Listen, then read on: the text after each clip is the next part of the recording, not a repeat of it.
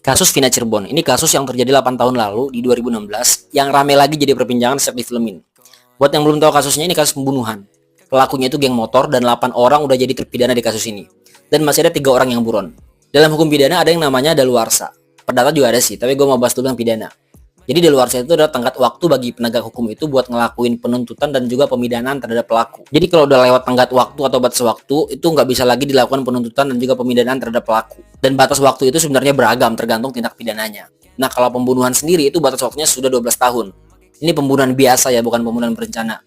Sedangkan kalau pembunuhan berencana itu tenggat waktunya sudah 18 tahun. Kenapa beda? Karena ancaman pidananya itu juga beda.